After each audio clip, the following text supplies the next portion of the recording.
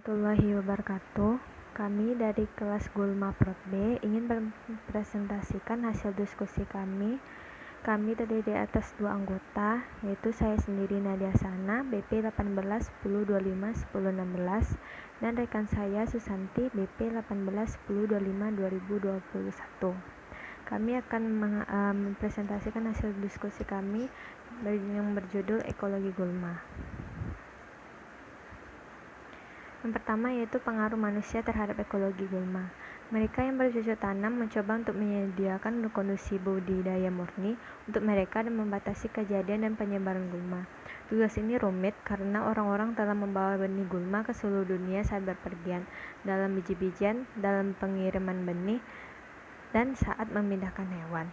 Banyak gulma di Eropa beriklim sedang dan Amerika Utara bermigrasi ke barat dari pusat-pusat awal peradaban di kawasan Mediterania Timur ke Eropa, dan kemudian ke Amerika Serikat dengan imigran dari Eropa ke dunia baru.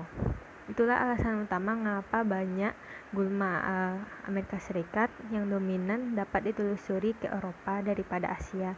Contohnya sebagian Pasifik Barat Laut, mereka menemukan blue bunch, wheatgrass, and blackseed needlegrass mendominasi sisi jalur gerobak ketika jalan-jalan dipotong downy brown menginvasi. Yang kedua yaitu ekosistem tanaman tumbuhan. Interaksi intinya yaitu relasional. Semua tingkat kehidupan saling bergantung dan tidak ada tingkat yang dapat berdiri sendiri.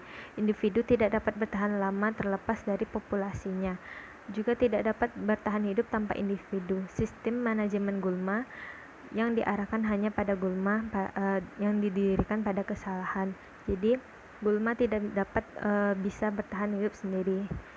Ia memerlukan organisme lain untuk kehidupannya. Yang ketiga yaitu interaksi dengan lingkungan. Ada 3 interaksi gulma dengan lingkungan. Yang pertama yaitu iklim. Faktor penting yang menentukan interaksi ekologi gulma adalah cahaya, suhu, air, angin, kelembapan, dan aspek musimannya. Contoh, kacang kuning tumbuh subur di daerah tropis subhumid dan hangat. Daerah beriklim sedang itu tidak bertahan dengan baik di daerah beriklim sedang dengan embun beku yang berkepanjangan. Yang kedua yaitu tanah. Air tanah, aerasi suhu, pH, kesuburan, sumber kesuburan, dan sistem tanam serta praktik terkait yang diterapkan pada tanah menentukan gulma apa yang bertahan untuk bersaing. Banyak gulma tumbuh subur di tanah yang kesuburannya terlalu rendah untuk memproduksi tanaman. Ketiga yaitu biota atau organisme hidup. Asosiasi gulma dan tanaman sangat ditentukan oleh tingkat persaingan yang ditawarkan oleh tanaman dan gulma tertentu. Ini juga ditentukan oleh operasi budaya dan praktik rotasi yang terkait dengan sistem tanaman. Faktor yang berkontribusi pada asosiasi ini meliputi yaitu kesamaan ukuran benih, waktu perkecambahan dan pembentukan benih, praktik pengolahan, rotasi, dan panen. Yang keempat, konsep ekologi dasar. Yang pertama itu ada spesies. Gulma terus-menerus terpapar pada kondisi yang mendorong spesiasi. Model utama spesiasi adalah model alopatrik dan simpatrik. Dalam spesiasi alopatrik, spesies induk secara fisik dipisahkan menjadi populasi anak perempuan melalui pemisahan geografis yang membatasi atau menghilangkan gen. Dalam spesiasi simpatrik, spesies induk berdiferensiasi dengan tidak adanya batas fisik pada aliran gen. Spesiasi simpatrik adalah proses lokal jangka pendek. Yang kedua yaitu community atau komunitas. Komunitas tanaman gulma penting untuk mengelola gulma karena di tingkat organisasi itu perubahan dapat terjadi. Yang selanjutnya yaitu ekologi suksesi atau suksesi ekologi, yaitu proses yang alami dan berkelanjutan. Modifikasi lingkungan adalah penggerakan suksesi dan pertanian dilakukan dengan memodifikasi dan mengendalikan, yaitu mengelola melalui kesuburan, irigasi, struktur komunitas atau lingkungan. Pengelolaan gulma dapat dirancang paling baik ketika mencapai kontrol kurang dari 100%, dan dengan demikian tidak berhasil dalam membuka relung dan menciptakan proses suksesi sampai akhir. Selanjutnya itu interaksi antara gulma dan lainnya.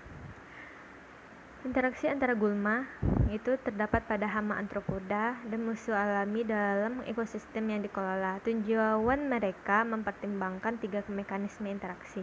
Pertama adalah interaksi energi ekosistem atau aliran sumber daya langsung yang terjadi.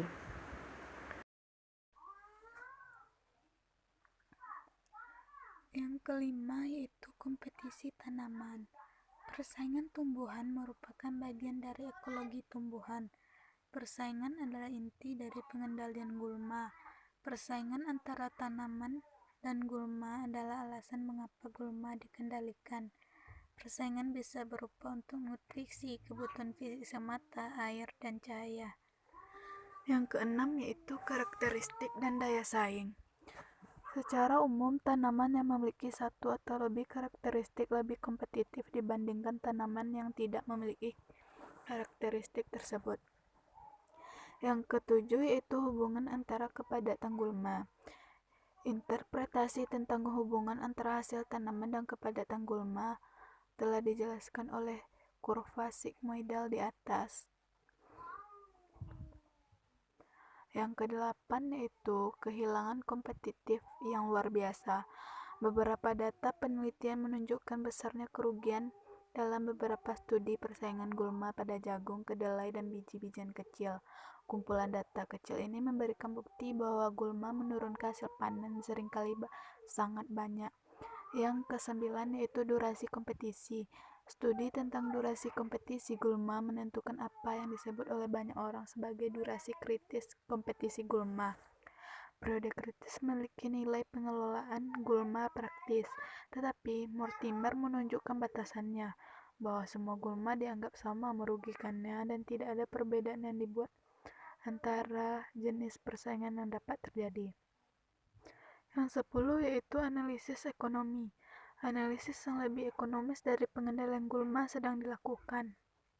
Para petani tahu gulma mengurangi hasil, dan pertanyaan mereka ajukan bukanlah apakah gulma akan mengurangi hasil, tetapi haruskah saya mengendalikan gulma, dan jika demikian metode apa yang terbaik.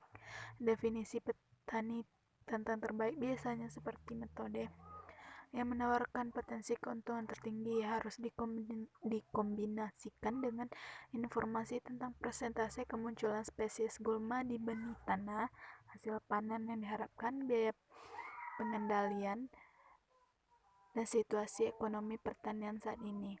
Yang terakhir yaitu model matematika persaingan. Sejumlah besar percobaan telah dilakukan untuk menunjukkan bahwa gulma mengurangi hasil panen. Ilmuwan gulma tidak membutuhkan lebih banyak eksperimen untuk menetapkan bahwa gulma merugikan. Ilmuwan gulma bekerja untuk mengembangkan model untuk menguji hipotesis eksperimental dan melengkapi eksperimen. Model menggabungkan konsep ambang atau titik awal untuk efek gulma. Setidaknya ada 4 jenis ambang yang digunakan dalam model bantuan keputusan, seperti kerusakan ekonomi, periode, dan tindakan. Baiklah, hanya itu yang dapat kami presentasikan. Mohon maaf. Assalamualaikum warahmatullahi wabarakatuh.